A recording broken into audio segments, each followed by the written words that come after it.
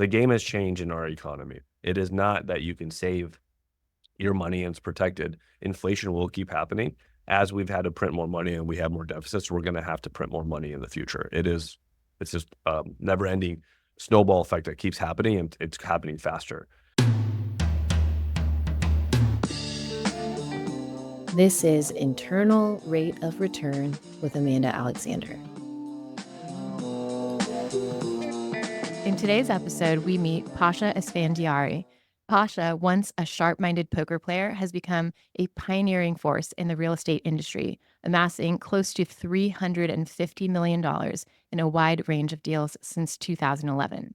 His transition from the poker table to the real estate market is not just a tale of career change, but a testament to his self-made success and resilience. As a personal development junkie and former emotional intelligence coach, we need more of those in this world, Pasha's journey is one of continuous self-improvement. In 2021, he launched Evoke Capital, an innovative venture within mobile home communities, a niche sector that is just ready for transformation.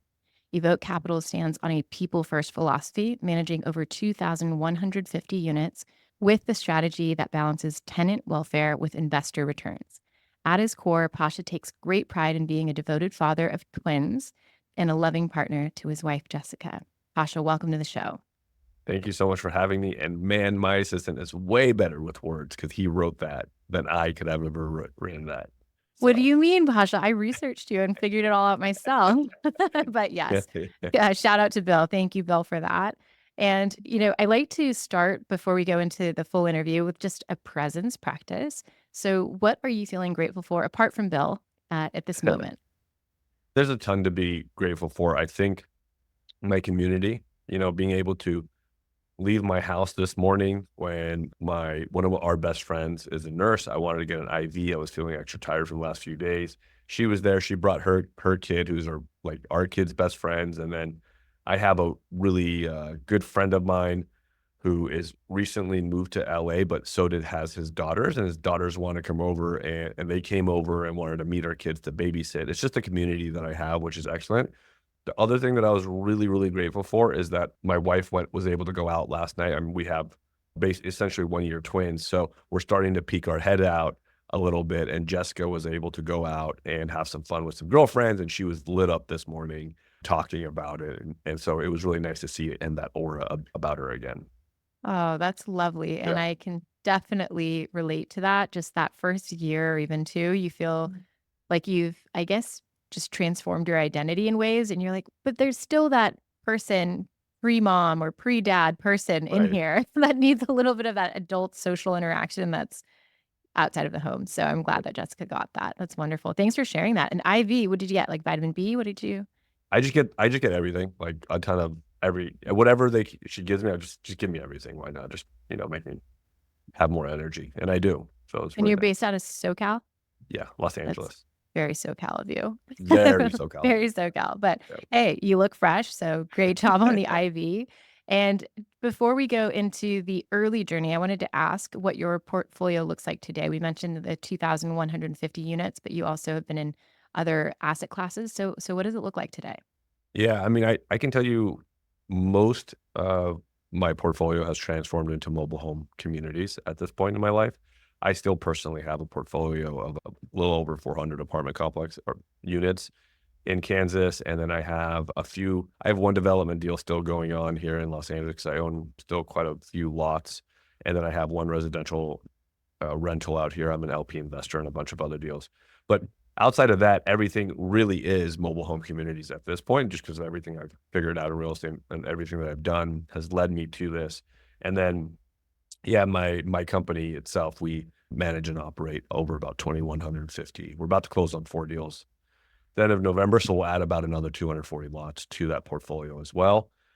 So that's going to grow. But right now the main focus is mobile home communities, but that's my portfolio kind of in a nutshell right there. But Awesome. I've done So a lot in real it estate. sounds like it. You're like, I just have 400 units. And is that in a joint venture or is that is that on your own?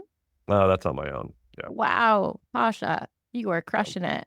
And I know you started in 2011, so I've got a ways to go. I just really started last year, so it's okay. It's these Congrats. Yeah, it's conversations a like fun journey.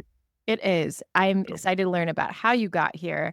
And congrats on the 240 lots closing in November. Thank you. And the LP, I might go a little bit into that because some of my listeners are considering becoming an LP on a Right. syndication. So we'll poke into that a little bit later. But for now, let's go early journey. And can you share how was money talked about in your upbringing?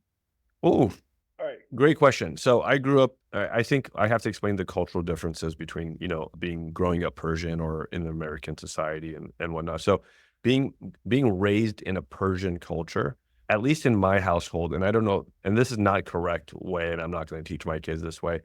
In the Persian culture, I think there's a little bit of overemphasis on people who have money to give them status or, a sense of like accomplishment, right? But money was talked about, "Oh, look at that person, he made this X amount," or, "Oh, look at that person that, they're rich and look what they made."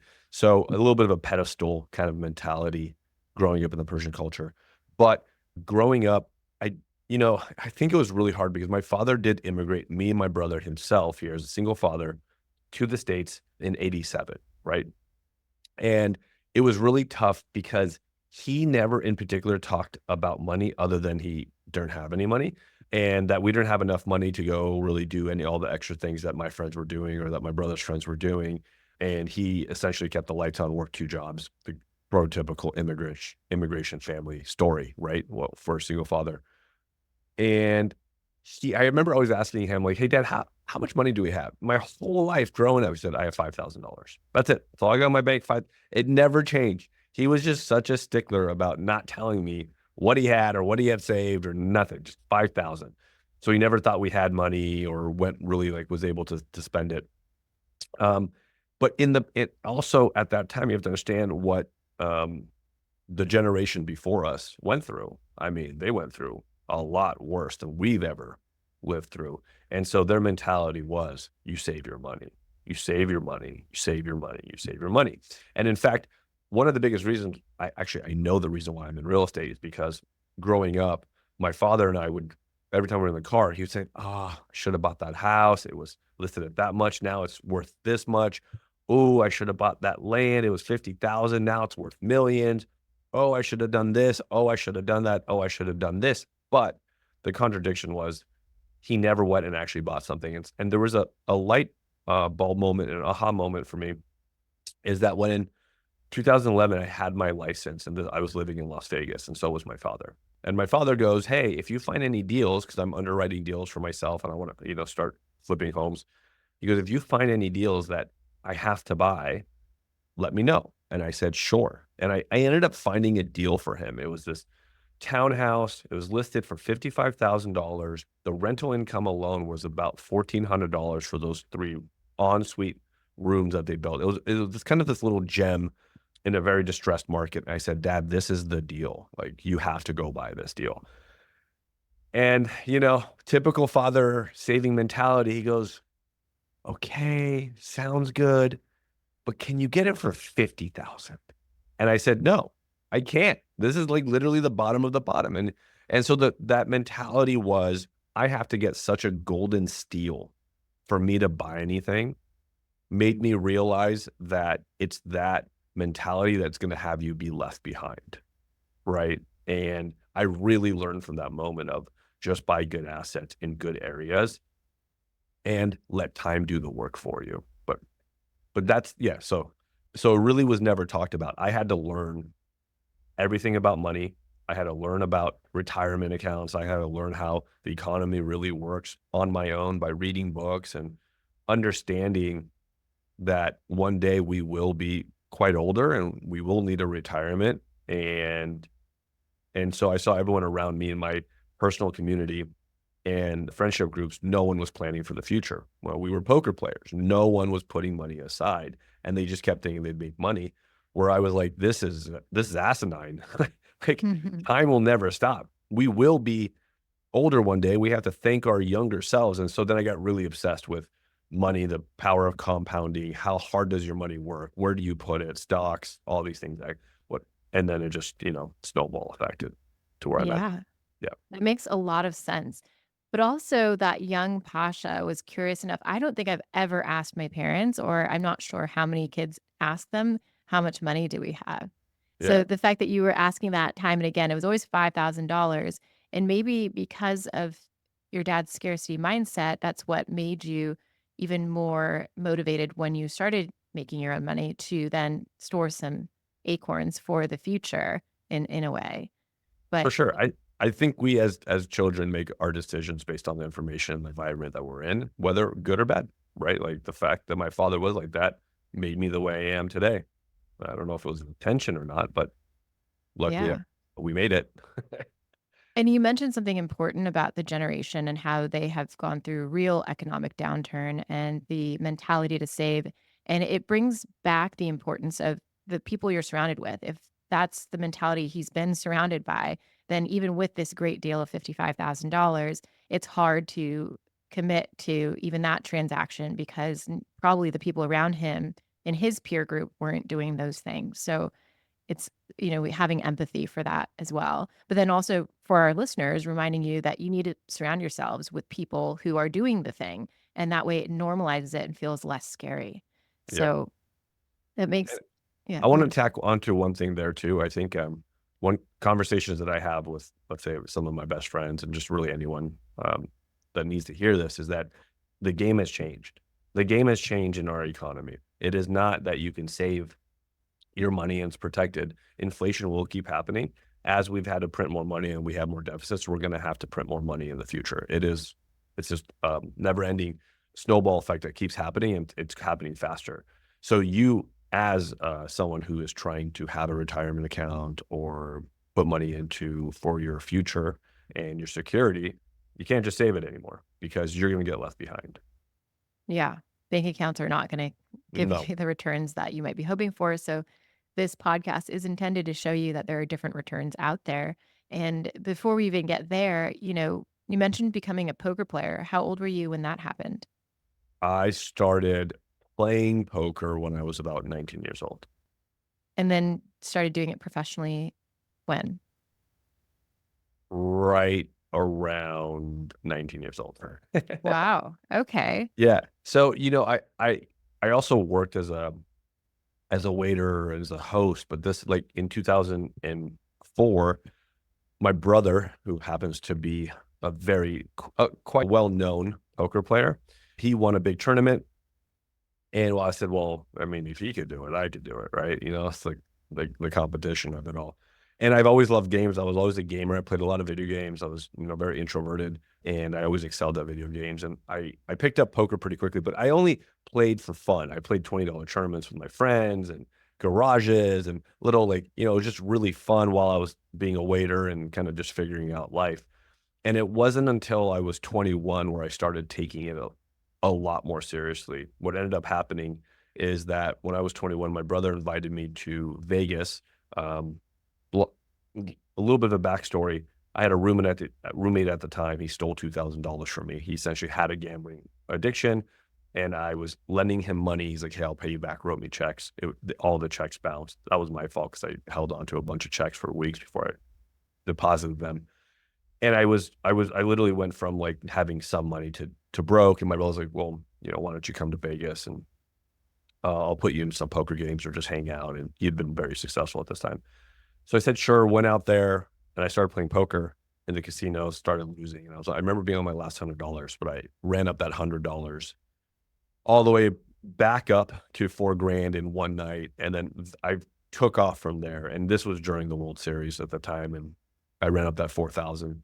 And at the end of my Vegas trip, I had close to $20,000 in my pocket with the deficit paid off from the guy stealing from me. So I said, all right, you know what? Like, I've got to get better at this. I got to do much better. And then I started studying and then I just kind of took off from there.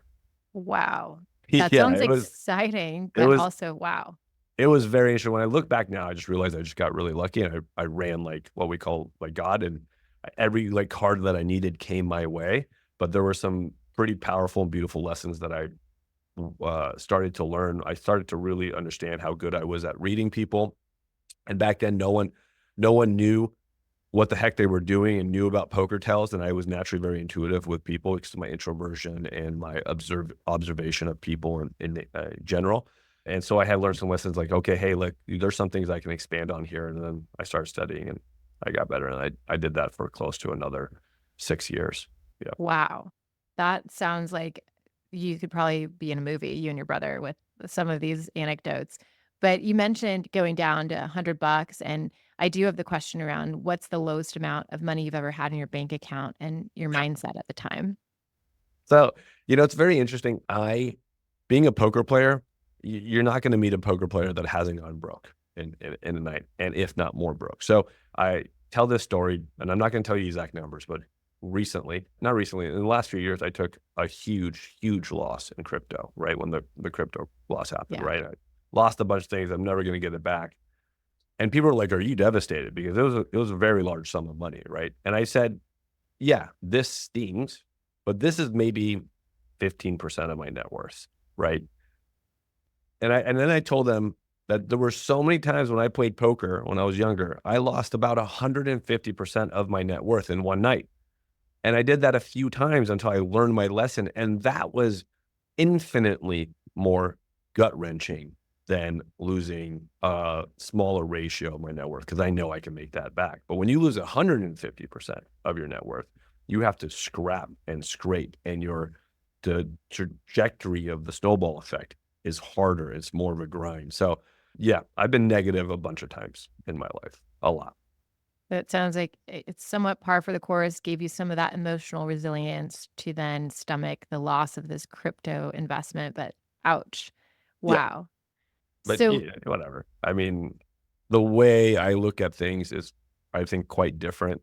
I have two different buckets in my life. I have a very asymmetrical, high risk reward bucket, which is typically crypto and some very other minor investments. And then I have my very conservative bucket, which is the mobile home parks and the real estate and everything that I know I'm doing. So I know what I'm getting myself into. I understand what the risks are and I'm okay with it. Right. So yeah. Yeah. Makes a lot of sense, but when you started to realize that you needed to stash some money for retirement, you mentioned the poker players around you were not thinking about that at all. yeah. What made you decide on real estate, and then what was your first investment in real estate? Sure. So I always knew internally that my end game was real estate. And poker for me, as much as I enjoyed it, I think I just had youthful energy. When you're young and you're making, for a 21-year-old, I probably shouldn't have been making the kind of money that I was making, right? Let's just be honest. I spent it as fast as I could make it when I was young and traveling the world and during go to college and all the things. And so I always knew that the end game was real estate. So I actually went and interned for a friend of mine who was based out of Los Angeles, and he has a huge company, massive a syndicator, and has office like owns buildings in Rodeo Drive. I mean, this is like he's really made it. And at that time, he had a division of his company that was sight unseen auctions, right? Because obviously of what happened after the Great Recession. I went and interned for him for 3 months. I left the poker world. I just went over there and I just said, hey, I will literally do whatever. And he had me going through his department and learning and teachings. And we had meetings every week. And so he taught me that. And then my first investment is I essentially just took my bankroll that I had in poker and I went and bought my first home from a sight unseen auction. And it was actually a mobile home inside of a mobile home community. And I probably made every mistake. I look back now, it's like I made every mistake that I could have made, but I still bought it correctly. My numbers were always really good. And so I bought it so conservatively. I made every mistake and I still netted 3K from the deal. And I was like, oh, like, this is it. I, like I made money. I don't lose money. And I know I could be infinitely better on my next one. And so that's what I did. I just kept rolling it over and kept scaling from there. Can you give us a little more color behind going from that mobile home 3K to 400 units in your personal portfolio? Sure. Yeah. So I think you have to understand the way my brain operates. It's everything is about scale. How do I do this with scale? And so within those 4 years, close to 5 years in Las Vegas, I was doing it. I ended up doing about 50 deals. You have to understand that some of them were JV deals and some partnerships and some loans and this and some investors and whatnot. But for the most part, it was me just how do I scale? How do I diversify? How do I make this happen? And then my wife wanted to move to Los Angeles. And I said, okay, let's just do it. Never, we have a slogan, never settle. And we're like, let's just go do it. And then once I got to Los Angeles, I flipped one home. I found a path of progression area that I liked. It was north of downtown. It's this area called Mount Washington, Eagle Rock, and Highland Park. And it was definitely in the path of progression, or at that time it was Inglewood because the SoFi Stadium was about to get built. And I ended up picking Highland Park because of the intrinsic value of the actual properties there. I don't want to get too far into that. Flipped one home, but in that area, what I started to see is I slowly started to see the people who are starting to move in. They were younger, successful, and they'd been priced out on everything else around because Silver Lake blew up, downtown blew up, and I just said, "Oh, this is it." And then right on top of the street where I did the flip, there was a lot of vacant lands, and I'm like, "These views are incredible, and this land is way too cheap for LA. I don't understand this." And so I was looking around, looking at these beautiful lots. I'm looking at these beautiful lands and with these gorgeous views because they were on hills. And I said, there's something here. I don't know how to even fathom developing a home from scratch, specifically on hillside. But let me go run the numbers. And then I ended up calling everyone that I knew that was doing development. And I just picked their brain left and right. How much are caissons? What do you think? What's rough numbers? Blah, blah, blah, blah, blah, blah, blah.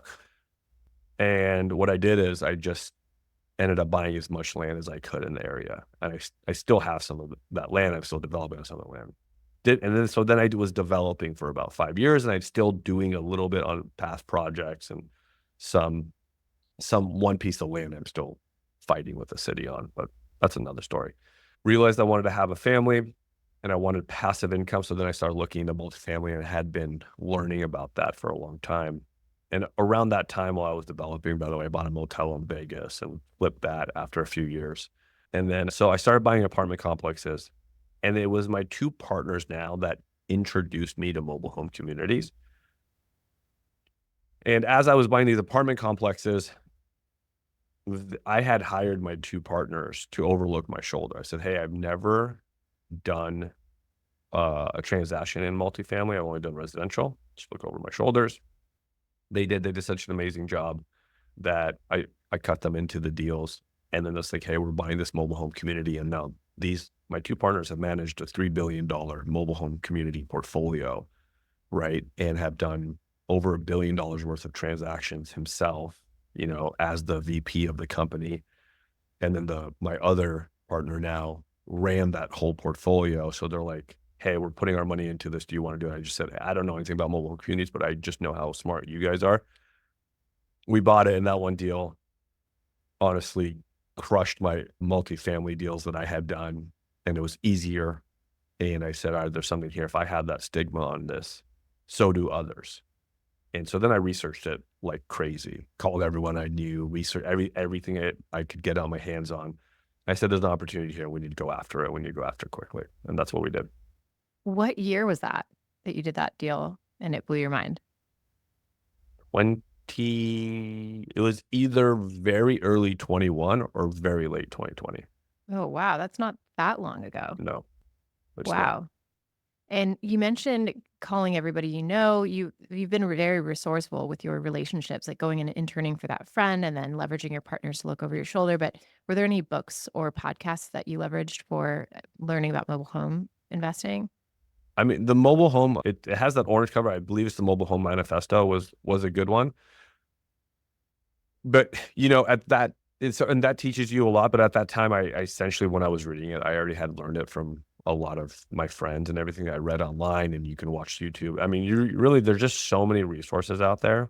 I always found that the best resources though is somebody who has done it, but done it a few years ahead of you, right? That they're 2 or 3 years ahead of you. So they know exactly what you're going through, what you should look for, and how to do it.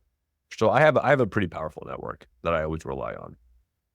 It sounds like it. Yeah. And if you don't mind walking us through some of the returns. So for example, like I'm syndicating on 124 units, just a regular apartment complex. Mhm. And the average annualized return is like in the range of 17 to 21%. And then, the equity multiple is like maybe around 2, but what does it look like in mobile home parks? Yeah, and by the way, that's a great deal for apartment complexes because it's typically lower. So for mobile home communities, for the properties that we started buying together in the beginning, we're looking at 25 to 26% returns. But those deals are starting to be far and few in between. And plus, now that you're running a company and for scalability, it becomes a little bit tighter and the amounts that we need to place is a little bit higher. So it becomes a little bit more difficult. But right now we're writing to an 18% IRR for our investors. That's net of fees. That's net of, our splits and all that. So, and then we hold our properties forever. So Oh, yeah. And if we did a sale scenario in 10 years, it would be about a 2.3 multiple typically. But again, we have a different model. We actually hold our properties forever. And it's very fitting that the title of this is IRR, right? The reason why we do that is that because, at least for us, our investment thesis is we want to buy good properties that have a lot of equity still to be built in them. And then we hold on to good cash flowing properties forever. The difference between multifamily, the difference between mobile home communities is in apartment complexes, and this is why I'm selling my portfolio in Kansas, is because a roof will always get damaged over time, right? Same with toilets and same with units. With mobile home communities, once we stabilize them, we only own the utilities underneath the ground and we own the main lines, but we don't own any roofs. We don't own any toilets. We don't own any doors, any steps, nothing. So but we're in charge of landscaping and it becomes a lot easier to manage once you get to that point because you don't own the roofs, you don't own the toilets, as I was saying. So anytime we buy a property, we are looking about how fast can we return all capital back to investors. And then it's like, hey, we're still cash flowing so forever, infinite cash on cash return. infinite cash on cash returns. And then in year 10, we'll do another refi and we'll get another chunk out. So, and then we obviously, and then secondly to that, for high earners who have a real estate status, right? In multifamily, again, it's a little different. But for mobile home communities, we depreciate on a 15-year schedule instead of a 30-year schedule. So we're able to give a lot more, if not double, if not a little bit more of depreciation in year one from our cost seg reports. I was going to ask about that since you don't own like the roof or the toilets, et cetera. So Yeah. how does that work? Yeah. So again, it's going to get depreciated just like a multifamily would. But because we do it on a 15-year basis, we get double. So in practice, even though we're at a 60% this year, because, the administration bringing down how much you can depreciate of that bonus depreciation. For example, our investors are getting about 80 to 85% of their depreciation of their investment amount this year, right? If you went to go buy your own mobile home park, you would be able to depreciate most likely more than your down payment right now. Whoa. Yeah, correct. Now, yeah, I know. This is the power of mobile home communities. Sorry, it becomes a no-brainer when you really understand how incentivized it is to be in mobile home communities. Now, I will say, let's say it was 3 years ago. If you bought a property for about $1 million and you invested $300K, I was able to get about $600K in depreciation in year one. Yeah, I'm not BSing or nothing, but this is just the power of mobile home community. You get to write that off. Now, again, this is why we keep our properties forever. Everything we do is try to grow wealth in a very calculated way. In year 5, we'll refi, return all capital back to investors. And Yeah. then the theory is you take that money and you go buy another property where there's a lot of equity still to be built to do the same thing.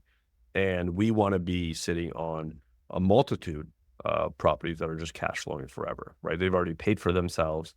NOI growth is going to keep going up. And then we keep doing that every 5 years. Well, and you're blowing my mind right now. Like Yeah. for those that are just listening, my jaw is on the floor. Try to process all of this. I guess where I'm confused is if you don't own like the actual physical property, because you're mentioning you don't own the toilets or have to deal Yeah. with what are we depreciating? You're going to have to ask the cost seg engineers to do our The reports. costing. Okay. Well, Yeah, it's but working. in Whatever. practice, that's what we're able to do. That is incredible. Yeah, it's incredible. And the splits, are they like what you see in apartments, 70-30 or How does that look? Yeah, so our splits right now for Fund 2 is we're 65-35, but we also have a little bit of a different model. So GIA, we charge an upfront acquisition fee of 3%, right? After that, we don't charge anything whatsoever until that year 5 refinance, essentially. We don't take anything over the pref. So we do a 7 pref, and then we do a European waterfall, which is starting to become bigger. But essentially what we do is after that 7 pref, all distributions, all cash flows, anything that we get back goes to our investors until the investors 100% capitalized back and de-risk and de-leverage out of the investment. And then and only then do we make our 65-35 split. And then that never gets diluted. Obviously, 65% for the LP investors and 35% for us as the GPs. And then we keep the property in perpetuity. So that means you still are going to be cash flowing, and then you'll still get your equity pops when we refi in year 10 in proration to your investment amount. And then again Wow. in year 11, 12, 13, 14, 15. Oh my goodness. So just for the listeners, 7% pref is your cash on cash return. That's kind of like this minimum promise to you that you'll get 7% cash on cash return over the span, like it averaged over the span of the hold. And I guess you're saying that you wouldn't get the splits until we actually return the original investment. That's correct. We So, don't we don't go ahead. touch a dollar, and there's reasons why for that. I've been an LP investor in many, many deals, and I structured the way I want to invest in other people's deals, the way I want my money to be treated. First money in, first money out, get rewarded when I'm completely de-risked and you've done a good job. And secondly, because we only charge the 3% acquisition fee, we don't have a refi fee, we don't have a disposition fee, we don't have any other fees whatsoever at all.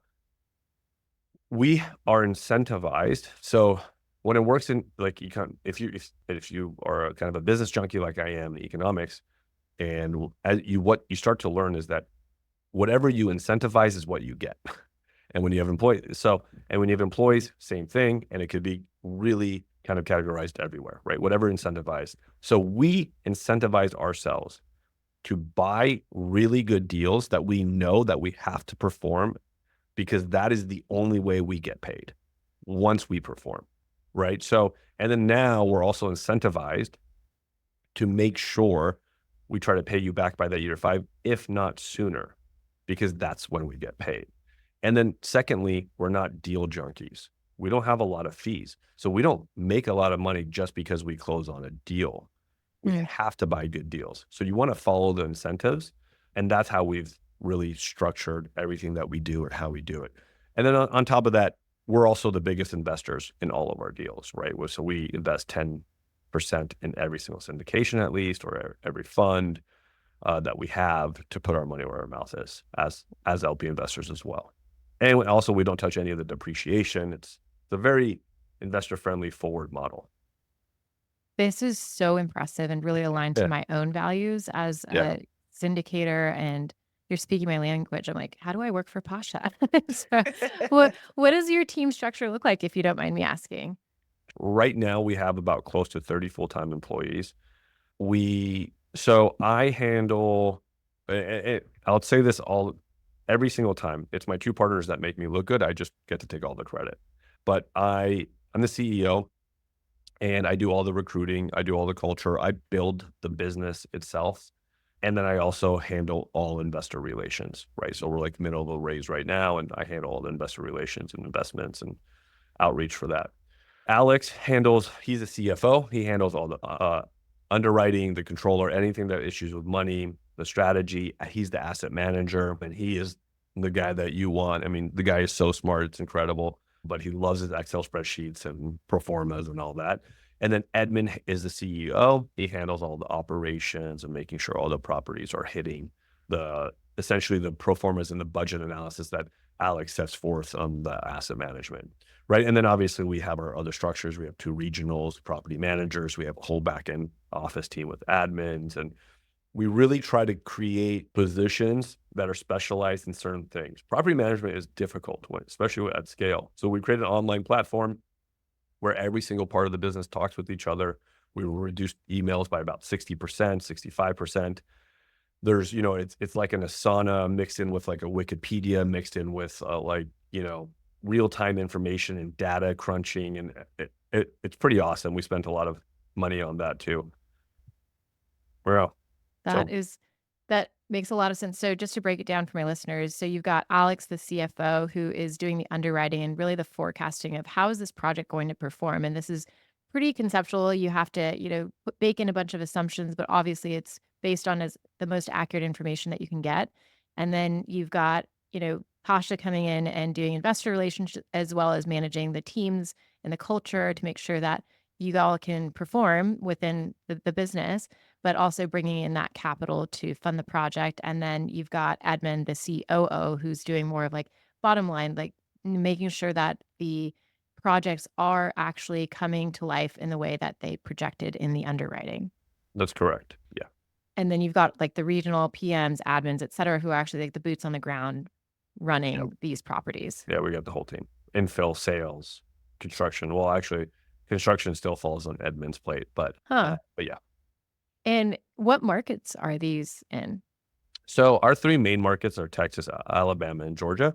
And outside of that, we're in total about 10 different states right now. So we buy in only in red states.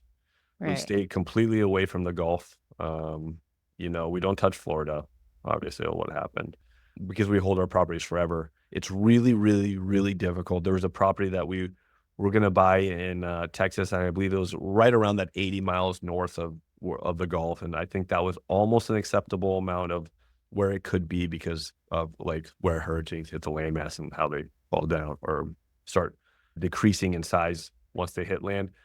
We ended up walking away from that deal because there was one thing that we couldn't underwrite, and it was insurance. We have no idea what that insurance cost is going to be. And the deal made sense. The deal worked for us. But again, this is kind of just essentially one of those things, since we hold forever, we think in long term. And we just said, we can't reasonably say we know where insurance is going to be in 5 years. Mm. And if, in my apartment complex, for example, my personal apartment complex, I bought that thing about 3.5 years ago, 4 years ago. My insurance has tripled. Tripled. Oh, And no. I'm not kidding. It's tripled. And it eats up at so much of the bottom line Right. because of it. So Still ended up cash walking flowing away though? from it. Yeah, it's still cash flowing. Wow. Yeah, Tripling in 3 tripled. years. So are you trying to offload that asset? Yes. Makes It went from 42,000 to $114,000. Oh my gosh. Yeah. But you're still cash flowing. Okay, so But I'm that's still cash good. flowing. So tell me a little more about how you force appreciation on these mobile home parks. Like, are you, I don't know, adding a pool, or what are some of the ways that you make the property better? Yeah. The number one thing is we're just so under market rents, right? And I really want to distinguish the fact that I think there's two different kinds of operators in the mobile home community space, and one we quite rage against. There is operators out there, and I just have to say it, and it's not everyone's like this, but there are some bad apples out there. It's essentially that the lot rents are so low that there's a lot of growth to be had in these parks. I'm going to give you the power of that in a second. Some operators will go in and just say, oh, we just got to raise the rents. And because it's such a stickier tenant base than apartment complexes, they own their own homes. It's quite expensive to move their home out. It typically about $500 to $7,500, depending on where you move, to move the home out. And having $500 or $7,500 just laying around is not really conceivable for most Americans, unfortunately. And some operators will go in there and actually raise the rents by 100% on them, 150%. Those are the guys that get themselves on the news. Those are also the guys that is the reason why states are flirt with rent control, because you're completely displacing and hurting tenants, right? We obviously are not that company. We like to sleep at night. We're capitalists, but we just do not do that. But for us, it is about raising the rents to a good market rate. Now, let me tell you the example that I think is so powerful, especially because I know you're in apartment complexes and multifamily, right? So the example here in multifamily is you understand like the cap rates and how it compares to the NOI. So when you're in an apartment complex, you go and renovate a unit. Let's say we have $1,000 base, and then you're going to go renovate it, and it's about, I don't know, 35, 40%. You can increase it with your renovations. Let's say for easy numbers, let's just say 30%. you do renovation of all the units, you increase the revenue by 30% from having to do that big CapEx budget, and then hopefully you reduce your repairs and maintenance by X amount, right? Hmm. And then it gets reevaluated because of the cap rate. Now, with mobile home communities, typically, it's actually gone up since then, but this is an easy example. At $300 lot rents, which we have bought a lot of properties at $300 lot rents, and in fact, one of the deals we're closing on is at $275. If we raised the lot rents by $30 for 5 years, we've now increased the revenue by 50% because that's $150. So not only have we raised the rents by 50%, but it's spread out 30 years. It's very digestible over the 5 years. We Yeah. also can reduce the repairs and maintenance. Typically, when we underwrite, it's about 40 to 42% when we see other operators having their expense ratio low, depending on how many park-owned homes and whatnot. But we typically we underwrite to a 35, but we can usually get that to about 30%. So, and then the NOI growth is because of that. We have a lot of top line revenue growth right over those 5 years. Yeah. And also we're able to lower our repairs and maintenance. Now, the thing that we do that's so different than multifamily that, where the grass is green on the other side, you guys are dealing with bigger numbers. We're dealing with smaller numbers, but bigger ratios, right? So Yeah. we're buying parks that are, anywhere from 50 to 100 lots is kind of our bread and butter, anywhere from about 3 to 8, $10 million range is the kind of parks we do. So we have more parks and, more scalability issues. But at the same time, we're dealing with higher numbers and higher ratios because of that. I see. That can be stomached by the tenants, and so it sounds For pretty sure. fair. And how are you decreasing the repairs and maintenance? What are some of the ways that you're doing that? I mean, the first and foremost is almost every single park we buy, there's some park-owned homes that are already inherited to us. There's a difference between tenant-owned homes and park-owned homes. The holy grail is you want all tenant-owned homes. So we'll go in there and repair those park-owned homes and then RTO them, which is a rent-to-own, or just sell them outright for a super cheap amount to a tenant. So we want to get those off of our books. Secondly, because of all of our back-end support that we have, we're able to reduce the salary of what needs to be there at the property after we've stabilized.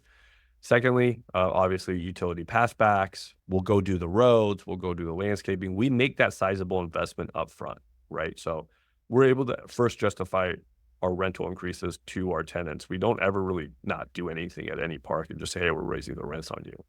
So we go do the heavy CapEx on the parks and really do it right. Again, we keep it forever. So we don't skip any corners. Like we really make sure that we do everything right. So that's a big reason why. I see.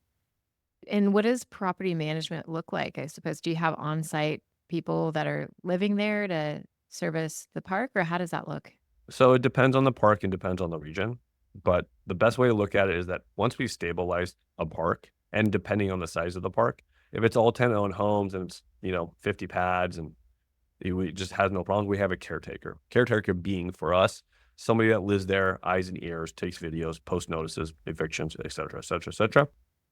And then we also have property managers at our bigger parks or bigger regional areas. We'll have park managers, maybe multiple park managers. And if a park has more park-owned homes than we would want it to, we have a full-time park manager there as well. I see. So because they're tenant owned, there isn't too much property management that you actually have to do.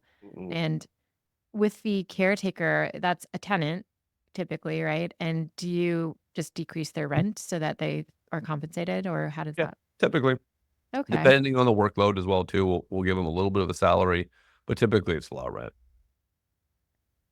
This is so fascinating. And sorry if I'm asking really It, basic it's questions okay. because I haven't interviewed anyone in mobile homes yet, but this is really piquing my interest. And thank you for It walking us should. through it. Yeah, Yeah. I mean, it should. This is the reason why I think it's why so many people are coming into mobile home parks. Once you really learn about it, it hits a lot of check points, but also it's a lot more difficult than people know. So once Right. you get into the parks, it sounds great.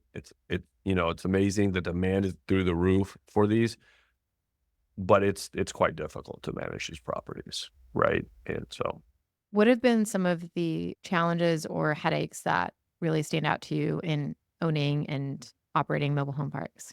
I'm sure that you have a list, but like, are there any? Because so far it sounded like rainbows and butterflies, but please tell us the honest, the real. the real, it's, you're dealing with workforce housing and you're dealing with certain tenants who can be quite difficult, who can be quite distrustful of any company, corporation, anyone where they have to pay rent to. And some of the tenants can be quite troublesome, which is it's fine, it's part of the game, but they can get quite irate anytime you do anything. And even if you no matter what you do and you can justify rental increases, they're going to be upset at you, right? A lot of these tenants are on fixed incomes, and so that it becomes quite difficult for that. Also, the other part of it is managing your park managers as well too can be quite difficult at times. Again, we deal in secondary and tertiary markets. We're dealing with Class C, you know, places. I mean, sometimes Class D until we improve the operations and everything. So it can be quite difficult in that aspect. Do you have a strategy for hiring those park managers? For example, we interviewed somebody who does RV parks, and he was talking about how he hires people who with an entrepreneurial spirit. So if somebody has like a ton of property management in their background, he actually doesn't like that. He likes somebody who is a self-starter because they are out in these rural areas. And so you need somebody who's going to really take initiative because they want to learn from the key operator. Oh, such a loaded question. You know, for example, experience speaks for itself, but also mindset also speaks for itself. I think for when it comes to recruiting, and that's another thing that I do as a CEO is we recruit in the hiring processes, right? And I think, at best I'm shooting maybe 65% average on the people that we find. And there's an argument for both sides. There really is. I think I think one thing that you could do in recruiting is find out who they are at their core and make sure that they have the right mindset. There's a lot of things that I know I could teach. And there's a lot of things I also know that within our system, because our system is pretty dialed in, that someone can succeed as long as they want to, So there are a few things that I innately look as, are they a good person and do they care about people?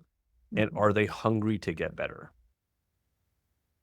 And so those are two intangibles that I look for, and then everything else will work as it works. Now, I utilize disc profile, really intermetrics. I utilize a lot of my poker background in interviewing and trying to figure out who the person is before, like, and what kind of patterns keep emerging in the hiring process, right?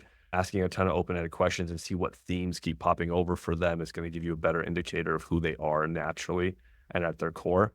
But, pretty soon I know I need even more help with that. I think I'm gonna purchase what we call it's called cultural index or Acumax or predictive index. I'm actually studying all three of those right now to figure out which one I want.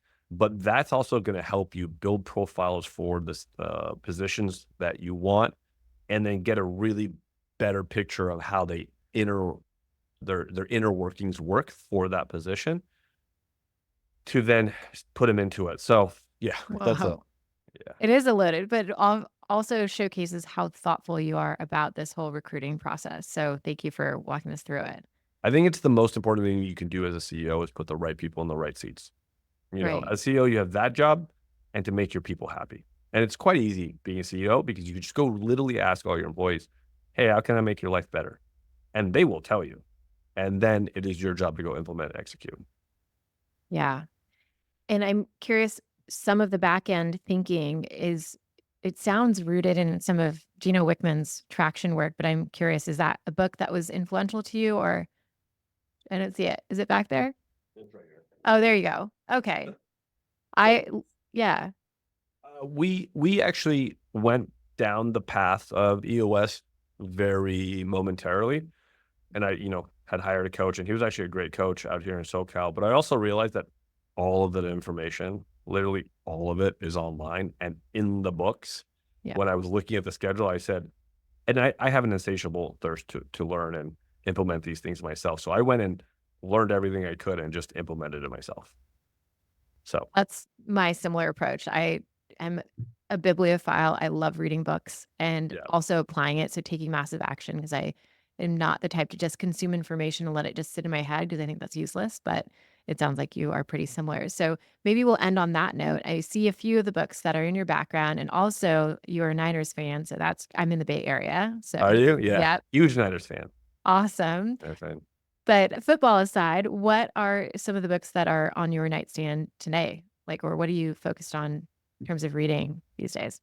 I haven't, truth be told, I haven't been really reading a lot of books lately. I used to read all the books all the time. The one that I have on Audible right now it's called Buy Then Build. It's about buying businesses and how to sell them. I'm Uh, listening to that too. It was free.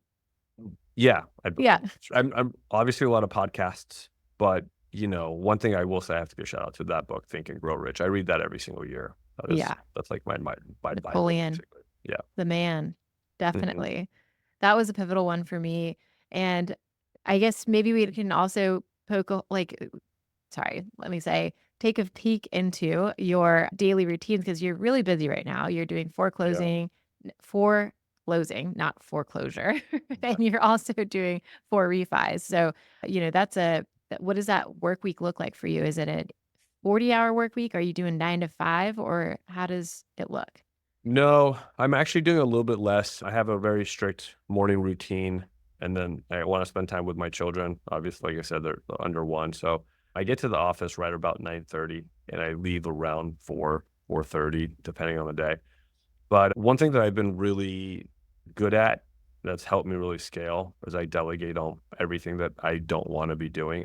I have a very dear friend of mine and a mentor. He also wrote a phenomenal book called Die with Zero. Oh, And yeah. I remember being in the car with him one day and I'm making fun of him. I'm like, he has three assistances. And I'm like, Bill, like, why do you have three? Like, I'm just making fun of him. And I can't tell you, it gives me each other them. He looks straight at me in my eyes, Amanda, and he goes, it's because you don't value your time, Pasha. And I had no idea what he meant at that time. And now he just looks at me because now I have, two EAs and like an assistant at home and all these things. And he goes, yeah, now you get it. Now you value your time. And then, so it's the power of delegation, right? And then he also looked at me, and there's another time he's very rough with his feedback, and I love it. And actually, some of the best feedback I ever got. And he looks at me one day, he goes, Pasha, there's 8 billion people in this world. And if you ever think somebody can't do what you're doing that like better than you're an idiot. And what I took from that is that he's right. Like someone could always be doing something better than I'm already doing. I just have to go find it, the who, not how book and all that concept. But he really just strictly was like, do the things that you love to do. I love people. And so that's why I do investor relations. And that's why I do the culture. And I just check in with all my employees all the time. Right. So That might be the perfect way to end it. So it's making sure that you value your own time. It's that power of delegation. And really, this is all rooted on relationships and caring for other people, because then you can surround yourself with other great folks who want to march towards similar goals. yep. Well, I'm so grateful for your time. I want to be mindful that we're coming up on the hour. And thank you so much for enlightening me. Mobile home parks are clearly where it's at, and I have a lot more to learn. So thank you very much for introducing my audience to it and really being patient with my very basic questions. No, it was great. I had a good time. Thank you, Amanda. Awesome. Thank you, Pasha. Today's episode was sponsored by Matrix Arch Capital.